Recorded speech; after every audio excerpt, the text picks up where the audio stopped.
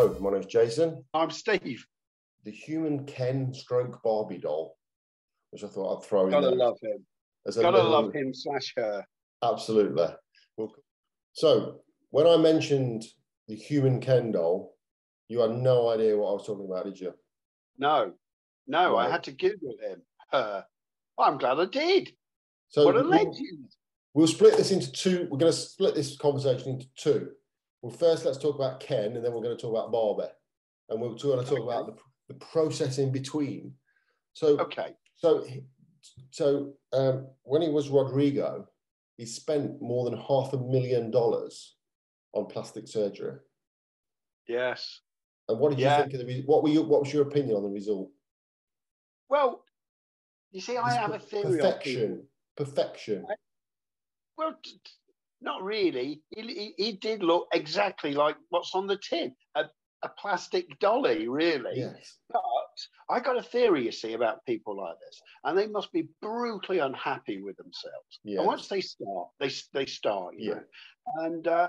And so there he goes, and he's happily spending his money. And what else can I do? What else can I do? And, yes. And he's running out of bits to change, if the truth be told. So you know, the whole 9 yards. Why not? Why not? I wonder what's next.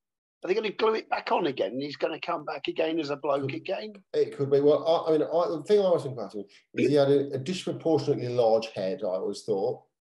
Did you notice that? Did you notice that? Rather large. It was rather large.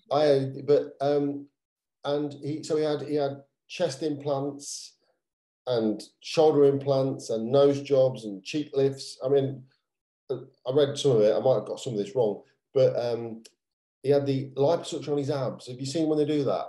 So they literally suck out the fat around your abs to give you a six-pack. So rather than be lean and slim with a six-pack, you could be a little bit chubby around the edge, but with a six-pack because they've sculpted it all out. I gotcha. I believe as well, he had his ribs taken out, 2 of his ribs taken out. Now, that was so he could have a smaller waist, but I've had it on good authority that men have their ribs taken out for one reason and one reason only. So you can blow yourself. Apparently that's why. Is that what stopped? I always thought it was my rather large belly stopping. It is, yes. Anyway, I found this really cheap clinic in Poland. No. So 2 for 1 offer. Yeah, you won't see me for a month. You say, where's Jay gone? Oh, of course he's back from his surgery. Oh, I'm just resting up, Steve. I'm just resting up. The bad news is I'm down to 1 rib. The good news is you want to see what I can do now. Oh my God! You just wouldn't leave the house, would you? Honestly, yeah. So yeah. Now it never mentions that he's had his todger enlarged or anything. But I'm thinking, if you're spending all this money on this, that, and the other, you might as well add it to the list, don't you? Well, I got to tell you, I did. When I Googled him, there was a few photographs came up, and he stood there in a pair of gold, budgie smugglers. Yes. And from what I gleaned from that photo, I'd have said if he had have spent some money having it enlarged, he probably got change from $1. So I don't think he did. So when he had the other operation into Barbie, there wasn't much. He didn't need much work down there either. No. I actually think he is a better looking woman than a man. I think it works for him.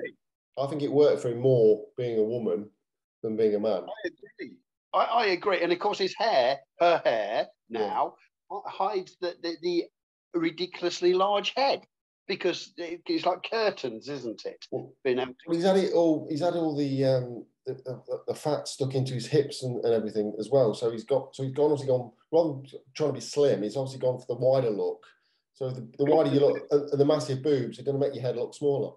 I mean, it's a win-win, really, isn't it? You know, it's you're not even going to look at her head, are you? No. You're going to look Oh, at she's got a head. Never noticed. Yeah, I just see the two boobs. In fact, the boobs are about the same size as the head. I mean, they went in and said, you know, what size would you like? A B cup, a C cup, or a D cup? Just measure my head. Just measure my head. Just make each one that's exactly the same size. Stick them in there. So he's actually got 3 tits instead of 2, because one's actually on his top of his noggin. So yes. So now it looks like a woman. And so the other thing is, so you know when they do the operation, the down below operation. Well, yeah, the full Monty one, yes. You know what they do, don't you? They scoop the sausage out and turn the skin inside out. So if you're a well hung bloke before you have that done, you're gonna end up with a bucket fanny, aren't you? Really?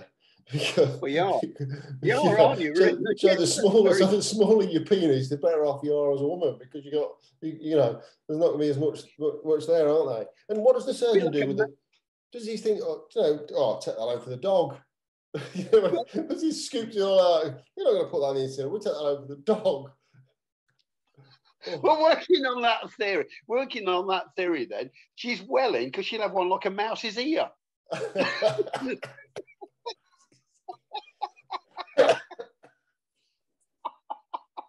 Oh, I don't know. Oh dear. So does she pull it off as Barbie? I think Barbie works more than Ken. 100%. 100%. Absolutely. Yeah. And I think, to be honest with you, I think when you're doing this plastic surgery malarkey, if you're going down to have the old meat and 2 veg taken away, that's quite an extreme procedure, isn't it? There's no going back from that. Is there? No, there's no going back from that. So you've got to be committed. So I wonder then. This is, really delving in deeply now. So I wonder if they have no sexual stimulation then afterwards. So I mean, how does that? See, because I like to do my research. So when they with the head of the penis, they slim it down and make a clitoris. Oh my goodness! So you're left with a little bit of so you get the stimulation from that, and I guess they keep all the nerve endings down there from will be there, because obviously they're using the skin that's already there. And I assume there's nerve endings in that they turn around and use. So they must be. But I think that's it's fair to say clever, isn't it? You're going to need some lube. I think you're going to need some lube down there, because that ain't going to work, is it? You know what I mean? No. It's not going to be self-lubricating like the real thing. Oh, mate, can you imagine? No. Especially if it's a hairy partner. Do you know what I mean? It'd be like getting a wire brush on the end of your old man, wouldn't it? But now the other thing is, and this is a kind of a bit of a touchy subject, I guess, for a bit of a politically incorrect. How do you people who have gone through the transition, who obviously believe they were born in the wrong body and all the rest of it, and I do believe that men's brains, women's brains are different. They're different. You can get some very camp men, and you can get some very butch females. So, and I think obviously we all start off as females, don't we? And obviously things change when we're being sort of made. So I do genuinely believe that there is a cause for people to say that they've been born in the wrong body, and I do get that. However, how do you feel about trans women wanting to be treated as women? Because I know they sort of feel they should be. Well, it depends on what context we're talking about here. I think in respect to you going to a public toilet or something like that, they identify themselves as a female. Absolutely, they should go into the female toilets, because they clearly don't find the male stimulating or exotic or erotic in any way. So absolutely so. However, when it comes to things like competing, go on. When it comes to things like competing in sports, I think it's a different world, because whether you like it or whether you're not, the very fundamental being of a bloke is designed to be able to run faster. To here we go again, go and kill prey, not with a gun, but with whatever, to be able to feed the family. We are, whether we like it or not, we are screwed together in a different way to be able to do different things to what the female body can. Likewise, the female body has different things, different generics. Like, the pelvis is designed to split when giving birth. You know, and I honestly, we've had this conversation loads of times. I genuinely believe a woman's pain threshold is way higher than a bloke's because of what they're designed to go through. Yeah, sure. So, to answer your original question, how do I feel about transgenders being able to enter into things like, you know, certainly when you get to Olympians and that stuff like that, I think it's unfair. I think it's almost like taking steroids. Steroids are banned. Sure. And so, you know, sadly, I don't feel that should be allowed. Maybe even a whole different class altogether then. Yeah. So I mean, I take your point on the thing with the toilet, but the thing is you don't know whether somebody's had the full works or whether they're still technically a man when you have that.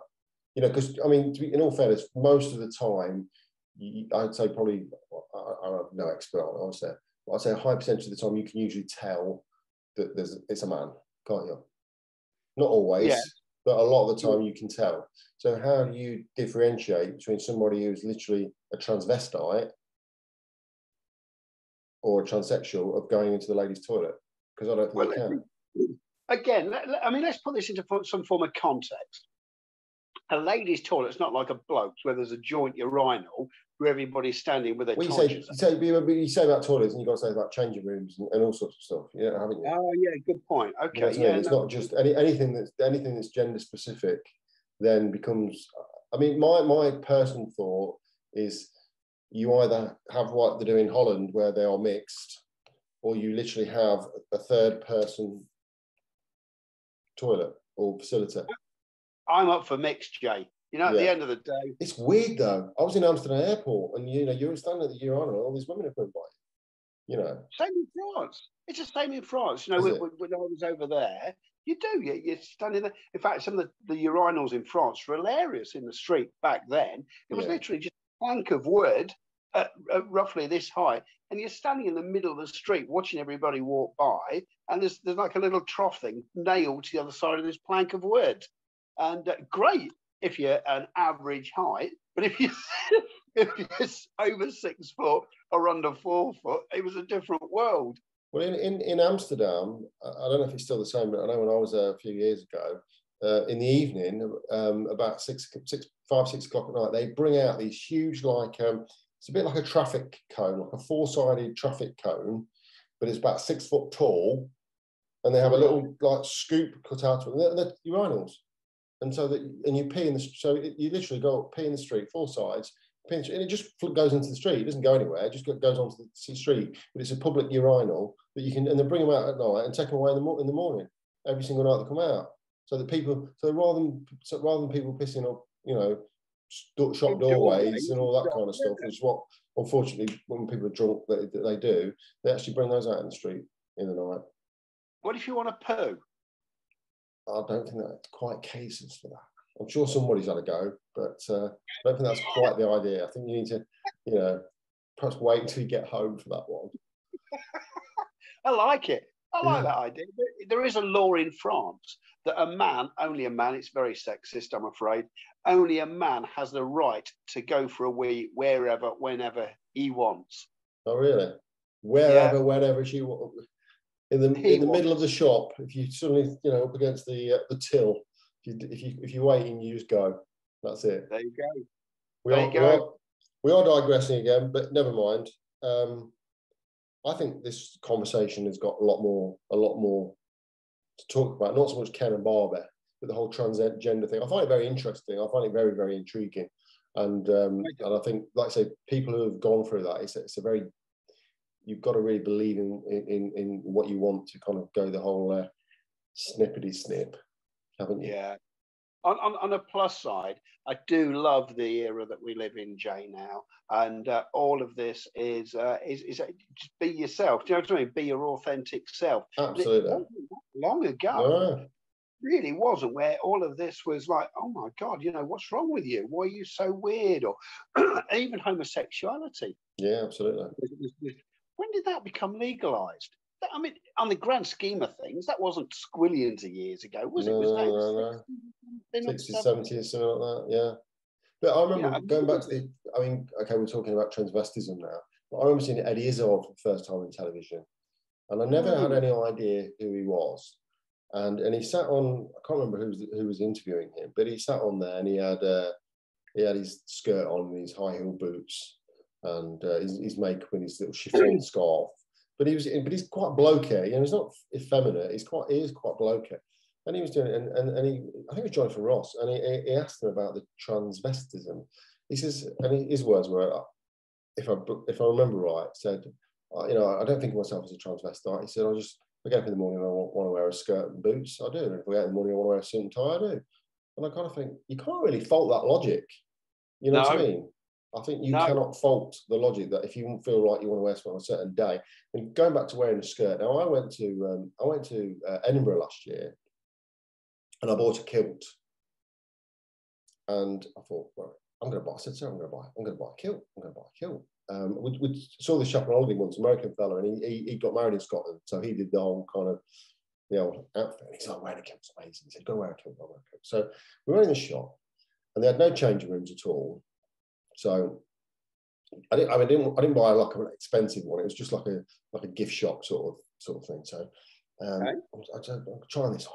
I said, oh, you're not going to wear that now, are you? I said, I am. So if I can't wear it in Scotland, I might never probably even ever wear it. So exactly. I'm going to wear it. So I took my trousers off in the middle of the shop and had my kilt and just had my kilt on, and I'm walking around thinking, well, if you're going to be in Scotland, you've got to do it like the Scottish do, haven't you? So she said, you're not taking your underwear off in the street. I said, okay, I went in the pub, went in the toilets, and I'm walking, and I'm like, this is fantastic.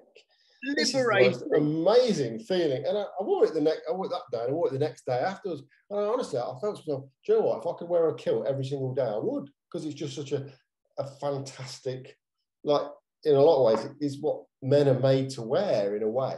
Because obviously, I'm glad you said that. Because there's no, you know, the way we're designed is not to have everything kind of all trussed up. It's to kind of let it sort of swing freely. And I think as a garment, and I've worn it once since. I went round a few of my mates meet up every now and again. We were around his house, and I thought, well, I'm not in public where I'm going to get kind of drunk women trying to lift it up and see what's underneath. Yeah. And I just sort of went out around my friend's house and wore it. And yeah, if ever you get a chance to wear a kilt, I would wear one. I think they're absolutely fabulous. In fact, I came home and I was like, oh, I want some more. I want a different colour. I want a black one and I want a green one and a camo one and all that. And I didn't, because you're never going to wear them. But I just thought it was such a great piece of kit. So if anyone who decides to wear a skirt, I have absolutely no qualms with them, because I think, you know, it's just a liberating garment to wear as a man. So 100% with you. 100%. I'm not ready for the lipstick and the bra yet, but you know. Well, give that till tomorrow. I've got the beard. I was going to say it won't work, but Conchita Wurst carries it off. Absolutely, absolutely. I'm going to tell you another very quick story. Now, you know where I work. Yes. And we have this big thing at the moment. It's all about embracing diversity. It has been for a little while. And we've just had a new uniform launch, which is phenomenal. I've got to say, it's absolutely brilliant. Now, one of our local drivers, who is quite bombastic, I have to say, requested if they could wear shorts. Well, the shorts are not in this new uniform. There's no short, because at the end of the day, it needs to look smart. I know where this is going. Well, it's true. So he requested, can I have shorts? No, there are no shorts available. Well, I like to wear shorts. And you put quite an articulate reason why they'd like to wear shorts, you know, doing what they do. So anyway, it still came back, no, unfortunately, You can't. But you can choose anything that is available to you off of the set menu, if you like, for what they can order. You're dead right where it's going. And yes, he did. And he ordered a skirt because he could. All right. Yeah. And he wore that skirt to work. And he's there, bald head, hair, like a professor type of glasses. Blokey bloke he would struggle to see, you know what I mean?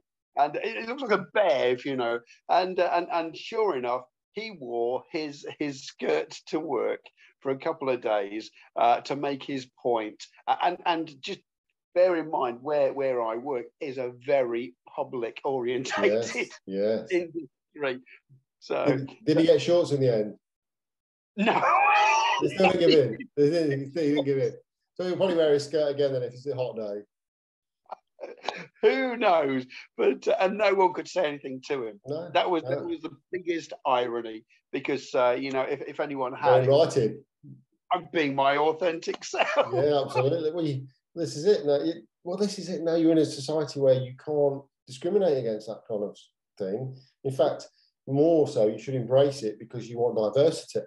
So, so he's on to a winner there, isn't he? He's on to a winner. And I have to say on this diversity thing, since as a company we've been sort of literally embracing it. It's fantastic because the different attitudes, like any team, if everybody brought the same thing to the party, it'd be an awful, boring party. Absolutely. Michael, you just move on to the next one. You would, because you like. Yeah, I want 2 or 3 parties lined up. So.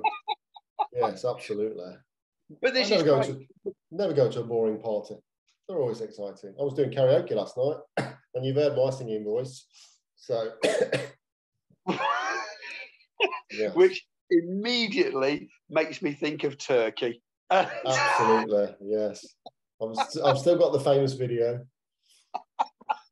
Every year it comes up on my Facebook, and I like to share it. And I've not seen it for a while. So. Rude not to. Rude not. In fact, I'm thinking now, it was June, it's got to be coming up for an anniversary soon. Got to be, mate, hasn't it? They got married in the August. I'm sure the stag was in the June. So no, that video. July the 4th they got married. That's the only anniversary. I remember theirs and not mine, because born on the 4th of July. That's right, yes. But the stag was in June, definitely, because... it was, you're right. It was. So the video will be coming up. So I'll post that on my Facebook imminently. You'll be seeing that one again. Just for fun, just for laughs. Makes me happy. Makes me smile. Yeah. It does. It's all good. And thank you very much for watching. And we'll see you next week. And we'll hopefully see you next week. We're going to do another one next week. So we are going to be signing off around about now. Goodbye.